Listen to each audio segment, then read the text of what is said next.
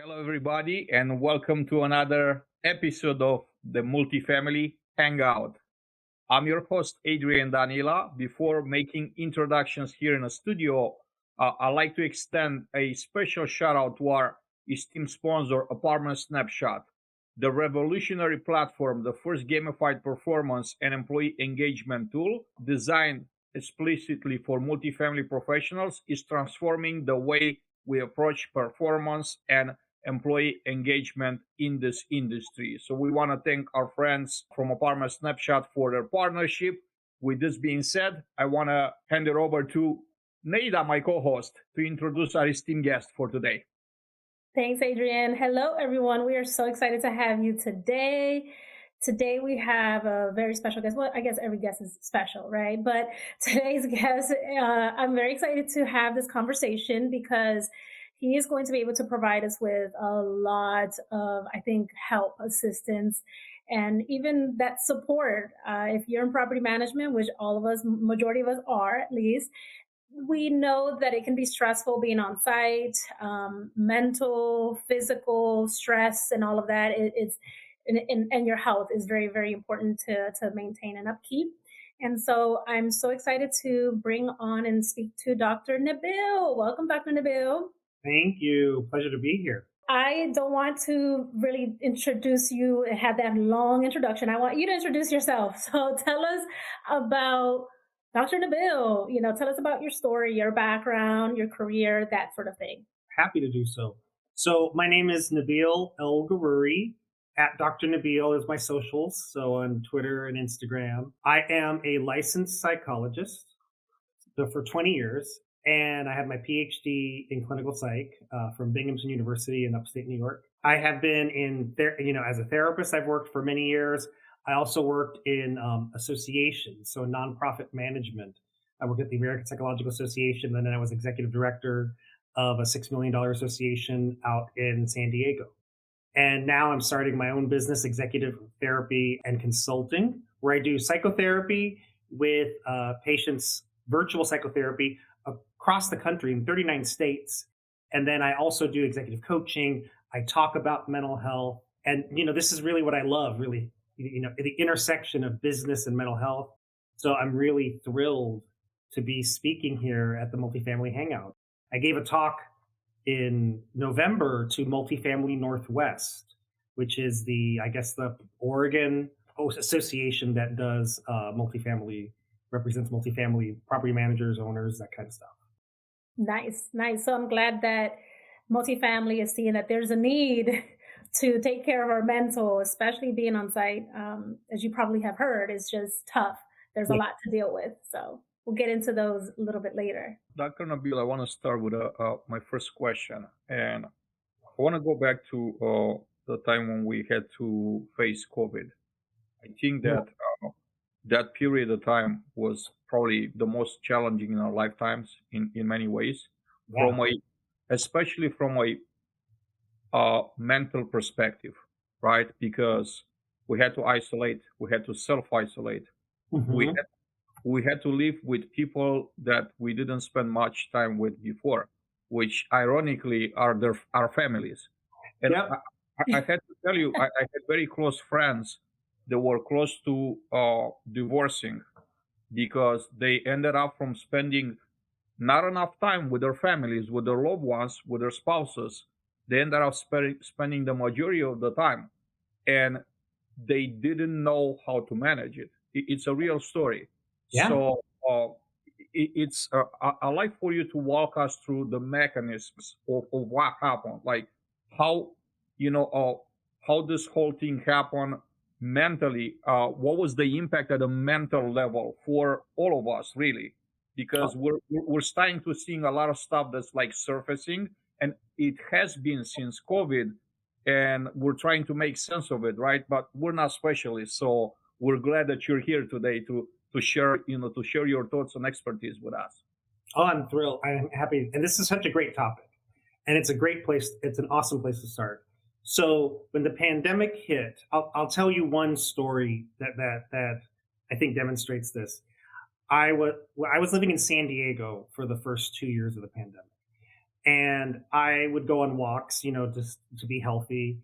And I noticed a lot more glass recyclables in April, March and April. It seemed to me like people were really drinking a lot more at the beginning of the pandemic. And the thing I think about is, we spend in January 2020, we would spend a third of our lives at work. We'd go to work for 8 hours or more, depending on your position. And you'd have, depending on your city, between 15 minutes and an hour commute back and forth. So we had this time where we'd separate from our family and come back to our family. You'd go stop at Starbucks and talk to people, talk to the person, the barista. All that came to a halt in March of 2020. The normal social interactions that we had at work went down, went very low. And then, like you said, you started spending a lot more time with your family, and more time than you ever really planned to, maybe until retirement, right? In retirement, you spend time with your family. The other part that I think is important to remember, at that time, we were scared, right? Everyone was like, it's hard to think back. Can you believe it's 4 years ago now? It was scary back then. Like, how did you two feel during the beginning of the pandemic? Honestly, for me, experience are not only based on who we are as individuals, but also they're very much connected to the environment that we're in. Living in a southern state, in Georgia, the measures of lockdown were not as strict as I would say up north or on a west coast. For the first month, it wasn't that big of a deal, and I was kind of allowed to travel, even if I wasn't going to be in one-on-one interaction. I was Mhm. allowed to hop in my car and drive my properties and actually have a conversation from a distance, right, with my team members. So it wasn't too bad, right? And then probably after a month, we were allowed to go back in office. Of course, we weren't back in office, but I was going 1 or 2 days a week just Mhm. because I wanted to, a change of scenery. It was actually good in so many ways because I started regularly exercising, like doing daily walks, which I'm still doing up to this day. I'm very proud of myself, right? So I picked up a good habit. This was, and also it was shocking to me that even after at a federal level, there were decisions made, right? Masks are not mandatory and everything. I traveled in September of 2022. Right. I traveled to upstate New York to speak at a conference. Professionals, people that were there at the conference, they were talking about masks just like it was still happening because it was still happening. And that was quite shocking to me because that was not a thing for probably like 6 to 9 months down in the South. And for me to go like back in time, even though it was like only 6 or 9 months, it Yeah. was really was shocking. And I realized, wow, this is such a large country, and then there's just so many things like that could be like so different, Mhm. and we're 2 hours of a flight away. That was kind of my, I will say in a nutshell, my experience with COVID. Nada. Kind of similar to you in the beginning. I was like, okay, I'm glad to be home because my role, I had to be in the office every day, 5 days a week. And so my commute at that time was like about an hour, a little over an hour, depending on traffic. So for me, I saw it as a benefit and I was like, hell yeah, like I want to work from home. I'm okay with that. And, I don't have to commute to work or anything like that. But what I think that eventually started to get to me was we couldn't really go out to restaurants or to go hang out at places. And, I'm a social person, so I tend to like to be out and about and I like to go to places. And so that was the only thing that then I was like, well, man, I can't go anywhere. I remember traveling with my kids. We went to California in like August of 2020, and a lot of places were closed, or they were very particular in like who they would let in or what you could do. Like you were limited. And so that part for me sucked. I didn't enjoy that, but I liked the fact that I was able to be home a little bit more and spend the time with my family and just kind of be present a little bit more, something that I didn't have before that. I mean, there were many positives. The reduction in commutes for people who were able to do that, but there were also a lot of challenges. In particular, a lot of our coping strategies. If you're like Nate, if you like to go out and have a happy hour, then maybe meet for coffee with a friend on Sunday, all those things had to be changed, and it wasn't as easy to do. You had to be a lot more intentional about how you did it. If you and then at work, a lot of our social interactions are unplanned. You walk. I'm thinking at like at the apartments I've worked at. The rental property, the managers are down there, but then some staff will walk in and they'll say, "Hey, what's up?" Then we'll get a cup of coffee, and they're talking to you when there's no clients in the office. All that went to zero. We were not getting the social connections that we normally get. On top of that, I think it was a stressful, fearful period.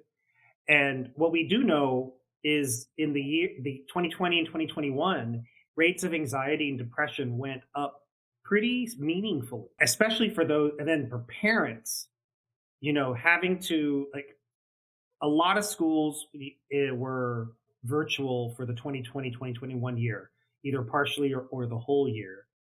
Having to teach your kids the virtual stuff because you had to manage your kids as well as do your own work, that became incredibly overwhelming for a lot of people. Luckily, we're getting out of that. People are getting back into their routines. To me, I think about the basics, and we'll talk about this in other contexts, but when you are stressed, focus on healthy eating, healthy sleep, getting exercise, getting time with people. And if you can combine those, for example, if instead of going out to brunch, you went for a 30 or 45-minute walk with a friend, you're getting social time, you're getting exercise.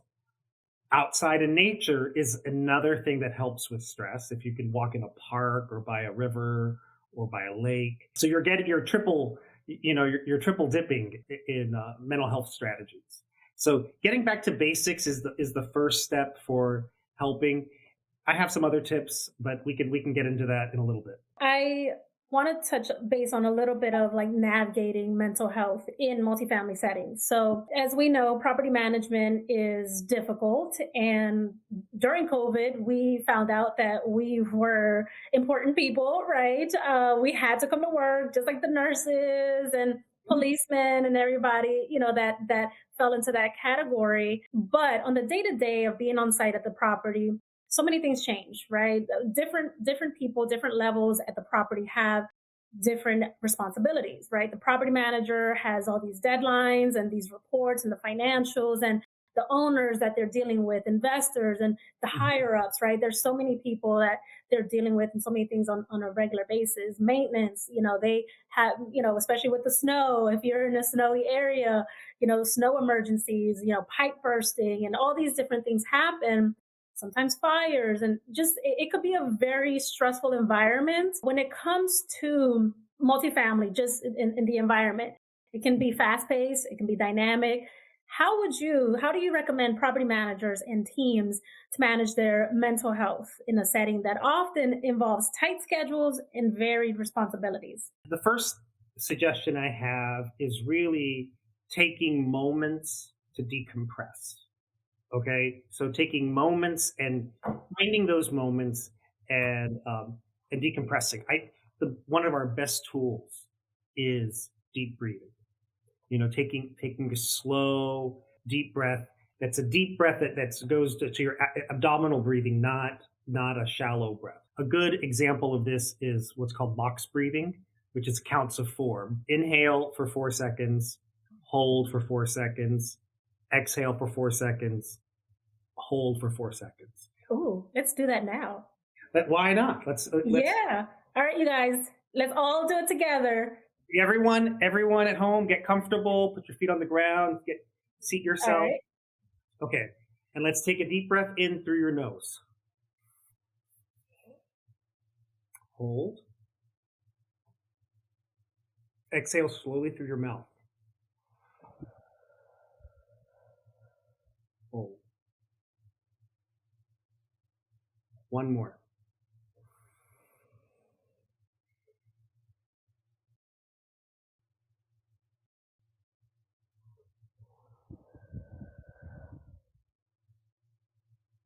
How was that? It was pretty calming. It's good. It's nice, isn't it? That is a really good strategy. The Army uses that to teach soldiers how to stay calm in the field. When they jump out of a plane and then have to regroup and do whatever activities they have to do on the ground, they need to be able to calm their heart really fast. And this is one of the strategies they use to teach them. You can use this. So let's talk about property managers, right? I'm thinking the kind of stuff we're seeing in airplanes of really angry customers, I imagine are happening in rental property offices. Just they're not getting the TV coverage that the airplanes do. Is that an accurate? Yes. I do think there is a change in what customers are doing. I think we've lost our social skills, honestly. That's my hypothesis. I don't have data on that, but I do think that. Now, what you can do as a rental property manager is you don't have to be as dramatic in that way. You can learn to do a deep breath kind of subtly, or in between clients, like, you've had one stressful case and you have another one waiting, go get a cup of water, take a couple deep breaths while you're going and coming back to be able to regroup. The way I think of it is like, it's like a basketball player who's just been fouled, right? And they have a free throw. You can't be hot going to take your free throw. You got to calm yourself down. And if you look at every basketball player, they have a little ritual they do, and they are taking deep breaths. They are slowing their heart rate to be ready for that free throw. And so you can do the same thing. You can learn. I think the right approach would be practicing deep breathing, like 10 deep breaths at a time. Like when you have a break, like after, in your lunch break, in the car on the way home. It's a great thing to do when you're commuting. And then you can start to do it intersperse it in your workday. After a hard call, after a hard patient or a client, take a couple deep breaths and then build it into your life. And then you can eventually get it to where 1 or 2 deep breaths will get you really calm. Dr. Nabil, work-life balance. This is a theme that's being brought up very heavily since COVID, I'll say. It's been over the years before that too. I want to get your take on the big picture, and maybe you could give us some details. How do we, is there a balance? Is this even a conversation, right? Because when you think about it, we say work life, right? To me, they're not at the same level, because work is part of life. It's not your entire life, and you don't have to balance like something that's part of your life with your entire life. You have to somehow like integrate work in your life. So you could live outside of work too.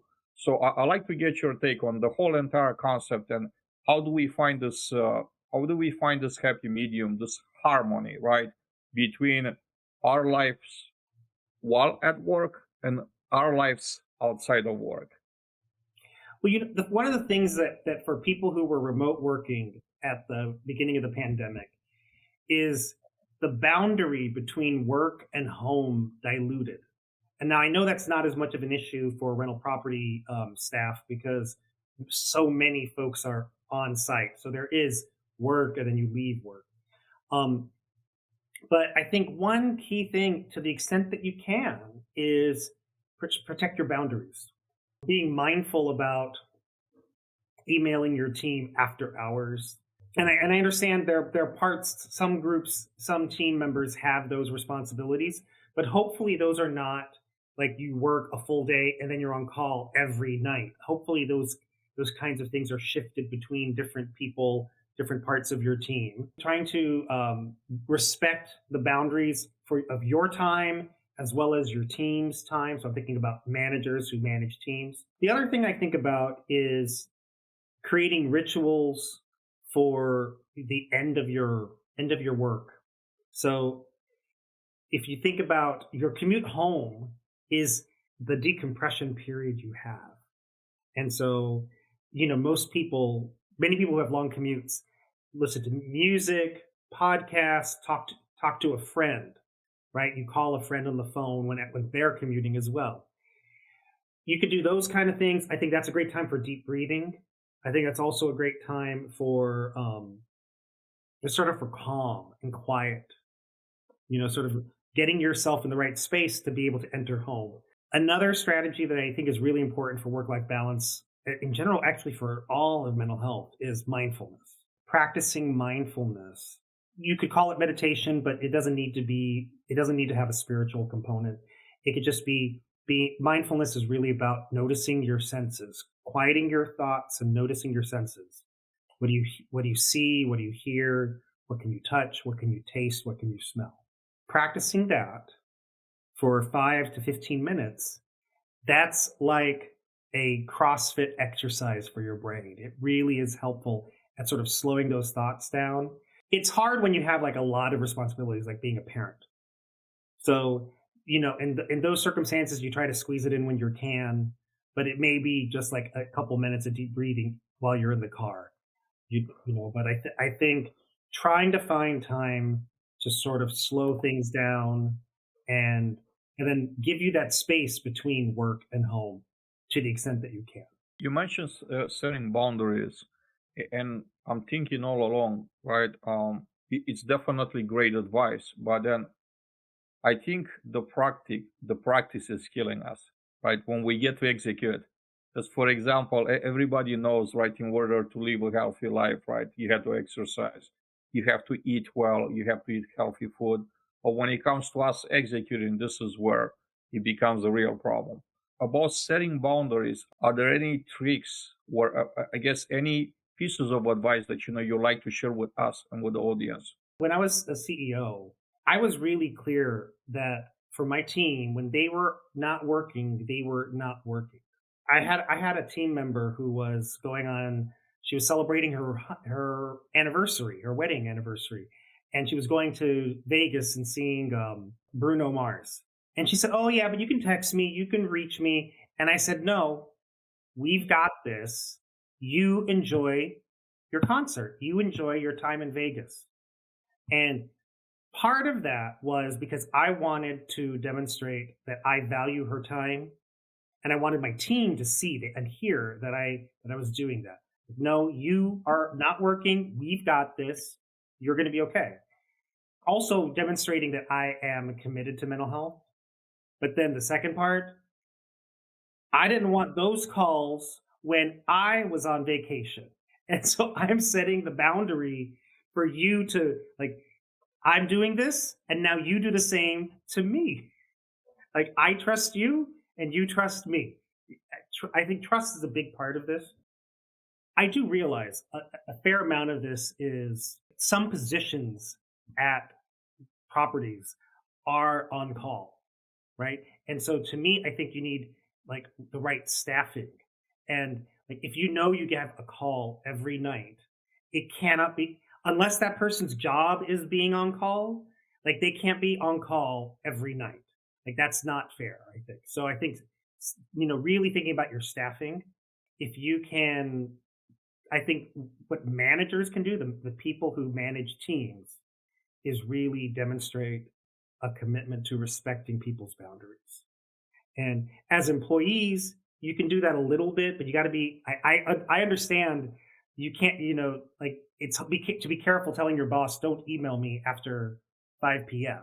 All of a sudden, my screen just froze, and I'm like, "What is going on with my laptop today?" Actually, that's a great example of work in the digital era. Yeah, COVID world, your internet access is one of the biggest things you need. it is. It is very big, and I was like, "What is happening?" It's great when there's like 3 4 of us, because if one or two drop, there's still a couple left to Right. continue to pass the Yeah. torch to. This is a great metaphor, honestly, for handling mental health, which is can you roll with the punches? And I think teaching managers to be able to be flexible, hiring managers who have demonstrated that kind of flexibility, which I know has got to be important in rental property management, is really important. So I wanted to, before I lost myself over here, before I lost connection, I wanted to touch base because one thing about being in property management, especially property managers, and especially those on the service team, the maintenance, maybe Mhm. the service manager, the service techs, they are usually on call, right? And so I think that they'll have their moments. Like the service team, typically they'll rotate on a weekly basis on who takes call, but the property manager is kind of on call every day, right? Mhm. Because emergencies happen on site and that sort of thing. So they're called. What would you say to someone in those positions, like a property manager or on the service team, that they have to be available for those calls? So they may feel stressed, they may feel the pressure of I'm always on at work. How could they kind of help to decompress themselves in between? Could they use the technique that you shared earlier, or do you think they should try to do something else? Because at that point, their day is kind of taken over just by work. I'm not as familiar, to be honest, with what call looks like at rental properties. I know what call looks like for physicians, so I'll use that as a tool. When you're on call, you're not working the whole time. I think it's important to have be thoughtful and have a plan for that time. You get a call, right? Like this, apartment 335 is having an active leak, of their toilet, and and the apartment below is starting to be impacted. Obviously, you have to do something, but rather than running and just getting your heart rate up while you're walking there or jogging there, I'll let you jog. Take some deep breaths while you're getting there. Do what you have to do.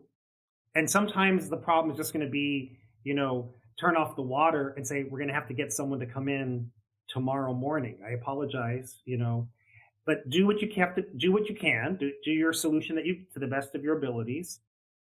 And then when you leave, I would learn some decompression strategies for how to get yourself out of that. To me, that's like that basketball player.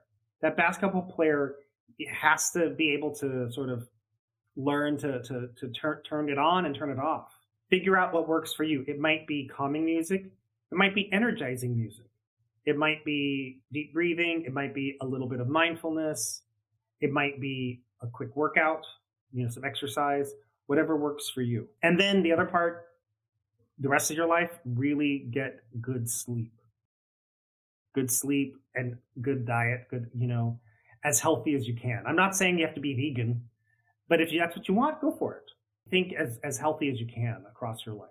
The next question, since I was just following up on that, I want to talk about team dynamics, because on site we work with, whether it could be a small intimate team to a large team. We could have like 20 plus of team members within our team.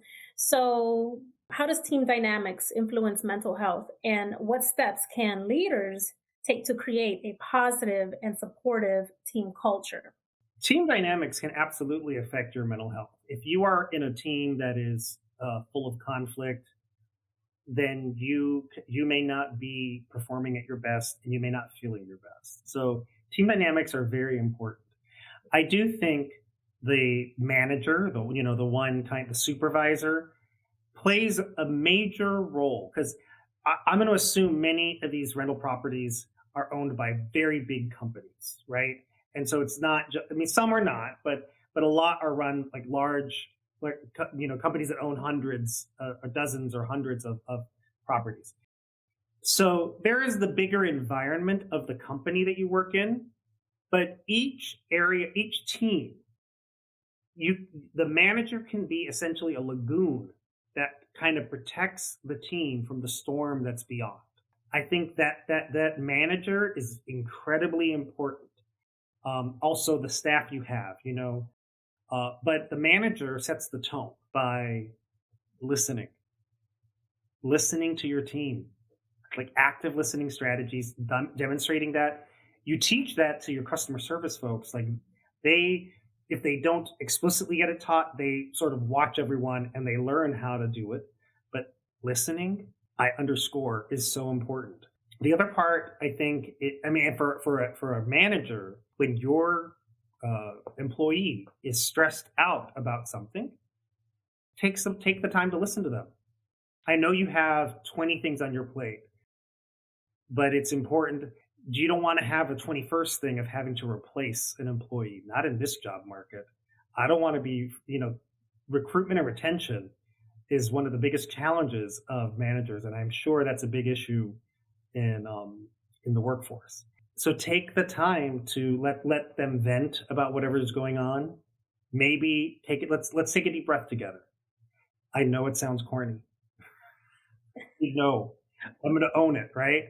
But if you are that stressed employee, they might feel really validated that my boss heard that I was stressed and helped me take a moment. Mm-hmm. Like, that's the kind of boss you want to stay and work for. Yeah. Modeling and listening, I think, can be a real plus. And can we normalize just saying to our boss, I'm taking a mental day today. Like, I need to use PTO for just a mental day. I'm not sick. I'm not nothing of that. Like, I'm physically okay, but I just need the day off to decompress, to do nothing, just to lay on the couch, on the bed, or whatnot, and just be lazy because sometimes we need that. Our bodies, our brains need that reset. So, can we please normalize just saying, I need a mental day off? I love mental health days, and I think you could, like, it depends how your company does PTO, right? If you have PTO, if you have vacation and sick days, you have to kind of go through the lie to get the mental health day. I mean, who hasn't done that? Right. Yeah. Yeah. I'm not saying anything. You know, versus if you have a policy on that, that's something that organizations can do, is work on their policies. But you can allow people to take a mental health day, and frankly, I'd rather you plan it, because if I know you're going to be out, so let's say you have a big a big project you're working on and it's completed. It's completed, on the Friday, and you're like, I want Monday off as a break. I've been working extra hard for the last 2 weeks. Go ahead. You worked hard for 2 weeks. You couldn't take a day off in the middle of that, so take the day off after, plan it, and then the team can accommodate that. It makes it almost easier if you just, now sometimes you don't know you're going to need a mental health day, but that's just like you don't know you're going to get sick. Mm-hmm. I don't see a difference.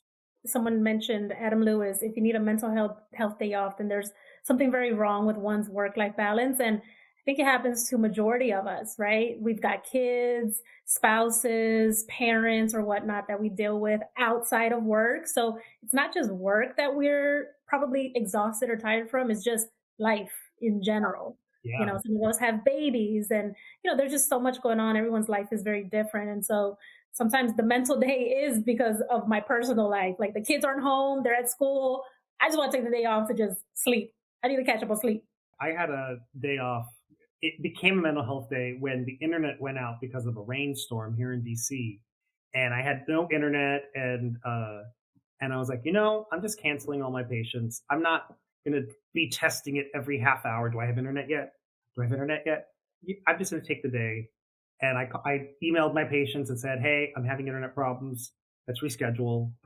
And it was like, I sat down on the couch. I watched a couple Schitt's Creek videos, a cup of hot cocoa. Great day. And take some deep breaths. Before going to the next question, Dr. Nabil, I do want to acknowledge those of you in the audience. We thank you so much for the comments. Lots of comments coming in.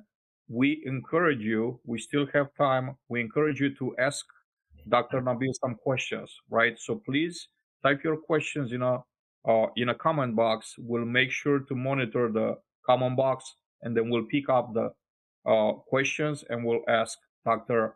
Nabil on your behalf. So we thank you again. Thank you for being here. If you don't mind, drop your name in a box and where you're from, or where are you currently located in. Want to know where you're at today. Going to the next question, and this is about handling stress and pressure. So I do want to start by saying, right, and Dr. Nabil, please correct me if you think I'm wrong, if you're of a different opinion. I think that a certain level of stress is necessary in life and in work in general, because without any stress, there's no progress. Like that saying, no pain, no gain.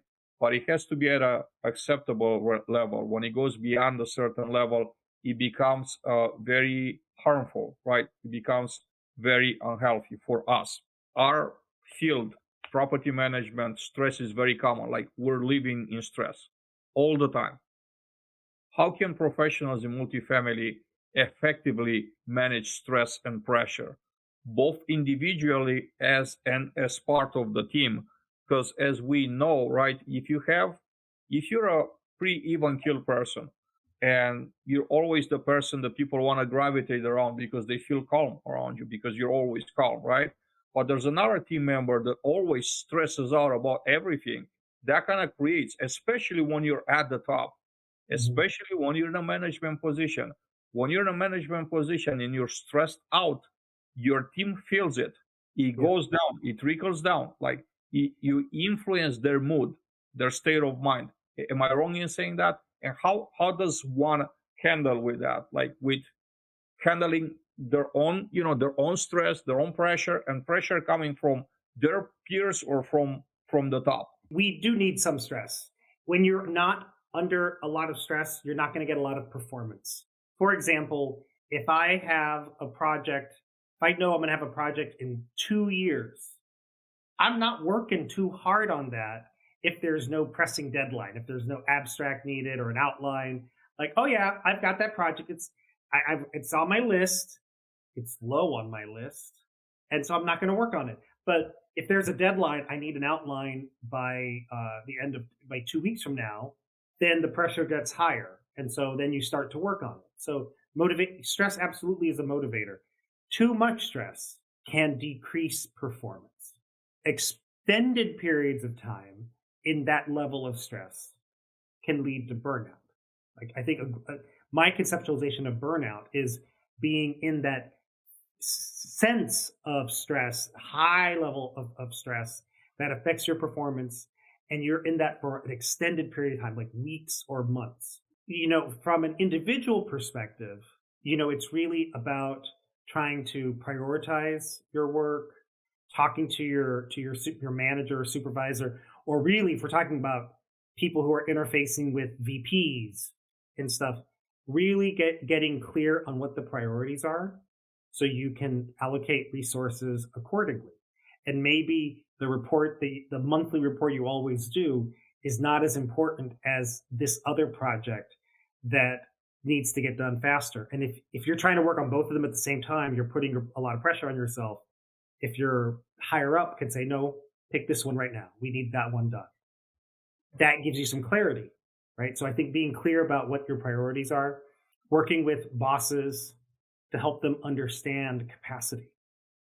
Like that's the systemic issue that we need to address, as well as, do you have the workforce needed to accomplish those tasks?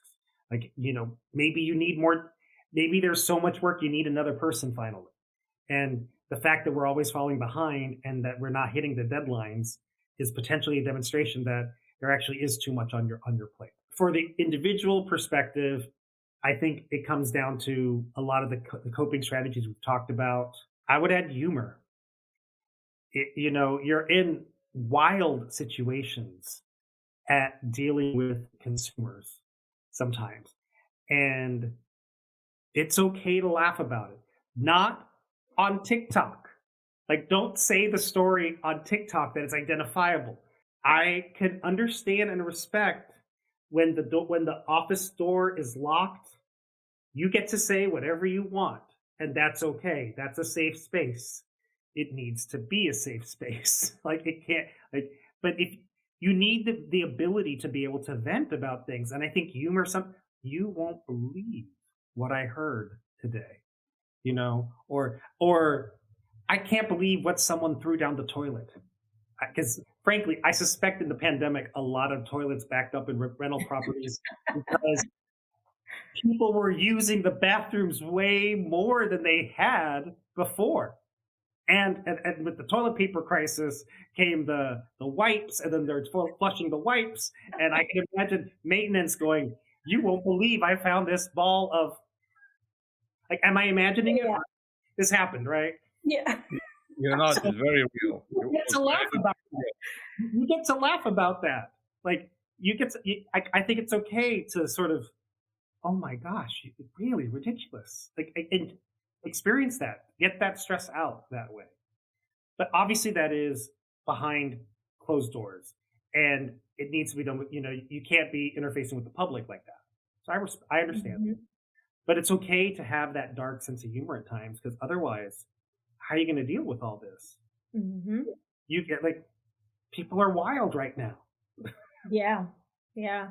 I will say that I love to laugh if I'm going through something like, I'm stressed or whatever it is, I'm feeling down about anything. And I know who I can call. I can call Damian Mills, and I know he's always going to make me laugh about something. And I'll be crying to him, and he'll just find something to just laugh about. And then I feel a little bit better, and it just does something to me mentally. And I'm like, okay, I laugh now. I feel better. I mean, I think you need to be heard first. Like you need someone to hear that sounds awful. I'm sorry that happened to you. Can you believe that mf'er? Yeah, Like, right, you're right. right, exactly. So So, acknowledging that I think is really a big mhm. part of managing the stress of being in rental properties. For sure, for sure. Now, listening to us, we have leaders and non leaders, but I think it's important to talk about any training and awareness programs that they can recommend. So, do you know of any specific training or any programs that would be recommended for multifamily professionals to better understand and address mental health challenges within their teams? I don't know of any in particular. I mean, I do offer trainings like that on how to, for talking to your teams about managing stress. I do a 1 hour talk on that. I could also do retreats, and I think you could find other mental health professionals who can do that. It's not everyone can teach mental health in a way that is engaging to folks. So I think you want to be thoughtful about that. I can make this a lot of fun, but there are plenty of people who could do that. So, and I think I would think about a couple of things. One is teaching people about mental health and mental health management strategies. So, like a great time for that would be in May, Mental Health Month. I think about training for managers and the secret to training managers. And when I'm talking managers, I mean people responsible for teams, right? I know some titles you may have the title manager, but you don't have staff. But I'm talking people who manage staff. We are not taught how to do that. Like think about it in your classes in college, if you went to college, because not everyone will have gone to college. But like if you went to college, there's not a lot of classwork on how to manage people. And so we assume if you're good at your job, you're good at managing people. I'm sorry to say that is a different skill set. And so teaching people some of those skills. And I go into the basics. I talk about communication skills, active listening, reflective listening, um, paying attention. Honestly, in this day and age, how many of your bosses talk to you like this? Uh huh. Uh huh. How was that? Okay. Do you feel heard when someone talks to you, like when someone's listening to you like that? Versus, here's my phone. So, Nada, what's going on? How's the last couple days gone for you? Hmm. Like that is something that can be taught. That is something that can be taught. So I think those are the kinds of trainings and then the other part in trainings, I think, would be training managers to be more receptive to mental health issues. So how to talk about their own mental health challenges. I'm having a really hard day. Like I'm going to take the rest of the day as PTO because it's been stressful. So training managers to do those kind of skills. I see those as a couple workshops. One on communication strategies, one on modeling for mental health, and then one for the team on managing mental health. I do want to say we had some very interesting comments and questions from our audience. So I want to start with Damien. Damien asked a question is not addressed to Dr. Nabil, but I want to make sure he knows we're reading it.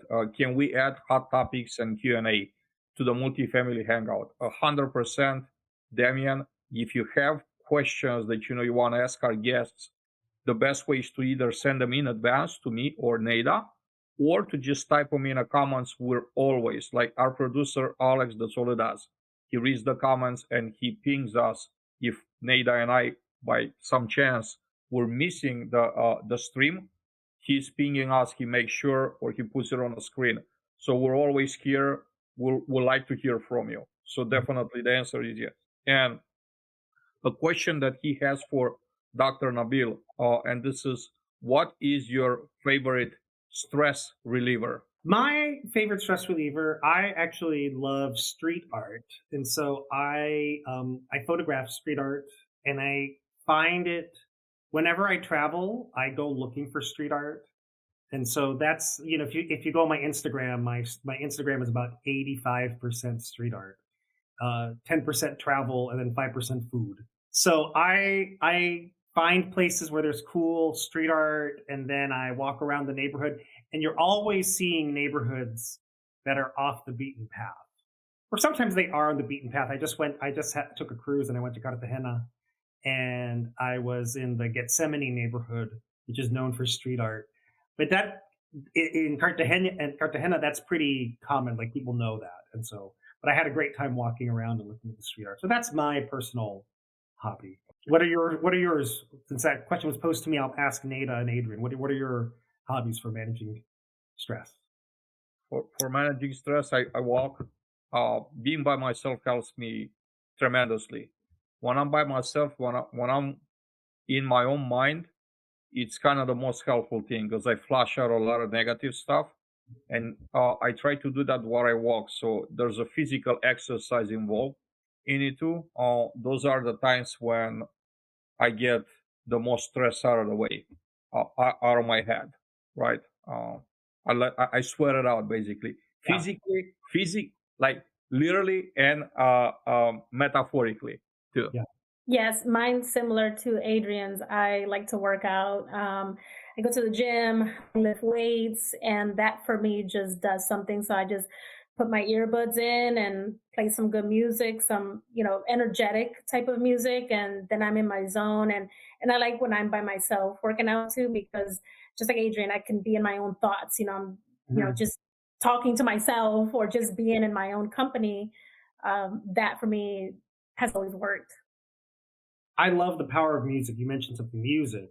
I think you should have music for different periods. So you should have the calming down music.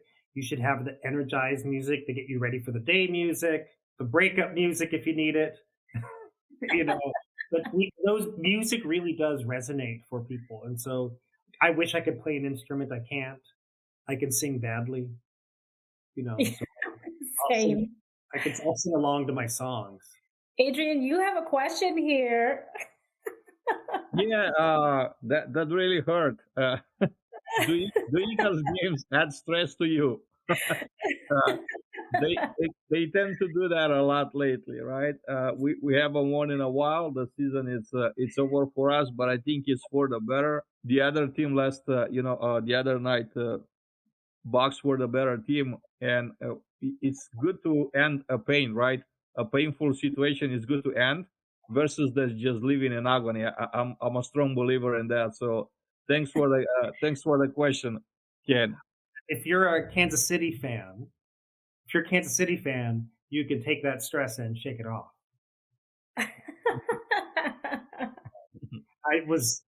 I never thought I would make a You're referencing to Taylor Swift.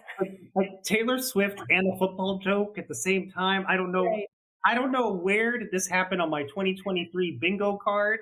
I know that this would happen, but I'm gonna shoot my shot. I have one comment here from Kane that I meant to just kind of read it to everybody.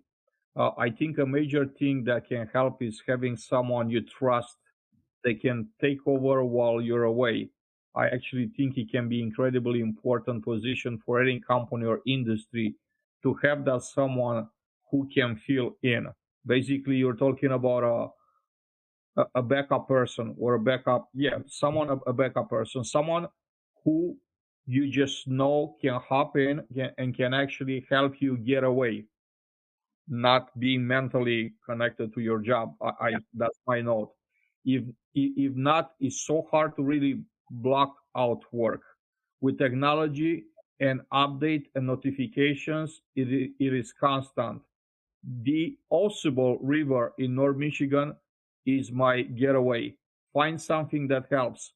Kane, thank you so much for the comment, and I'm gonna let Dr. Nabil just kind of comment on this. I agree. Trust, having someone you can trust, huge deal. I think I value cross training in teams so people can cover back and forth. And I think this is where your manager can help in terms of helping you identify someone who could do that.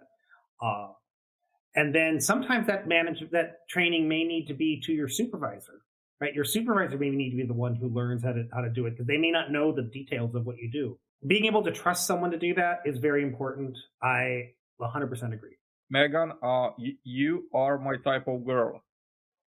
She typed in, my go-to song is Gonna Make You Sweat, Everybody Dance Now by CNC Music Factory.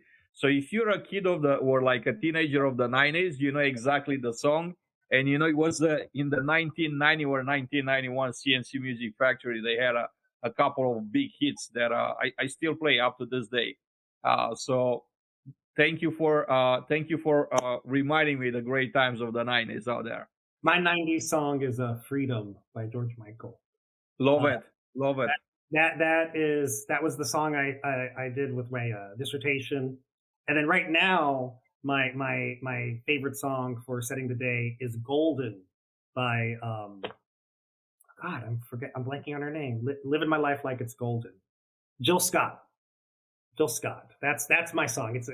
It's a lovely, happy song, you know. So I'm enjoying that. And I do sing that in the shower. I saw a comment. I do sing that in the shower. Badly, but I do. How about you, Nada? Definitely Happy by Pharrell. That one always just gets me moving. I also like to listen to Fireworks. That one gets me pumped up too. Those are good songs. Those are on my motivation playlist. We thank you, Dr. Nabil. We really, really thank you. It's been a great, amazing conversation. The proof that it's been an amazing conversation, we didn't even go over like a third of the questions that we want to ask you. That's to me a sign of a great conversation. Very, very engaging. Thank you for being here with us. You know, we truly appreciate you. How can our audience get in touch with you? You can find me at Nabil at executivetherapy.solutions. My website is executivetherapy.solutions. And on LinkedIn, Nabil El-Ghoroury, or Twitter, Dr. Nabil. Nada, any final thoughts? No. Just want to remind everyone that next Thursday, we will have Felicia Queen joining us. She's going to talk about learning and development in the industry. So we're excited to speak with Felicia next week, learn more about how we can learn and grow in property management, multifamily. Thank you all of you that joined us today, hang out with us. This is the Multifamily Hangout. Also, thank our friends from Apartment Snapshot for partnering with us, for making this podcast possible. I hope you all have a great afternoon, and I'll see you all. We will see you all next week with Felicia as a guest. Have a great day.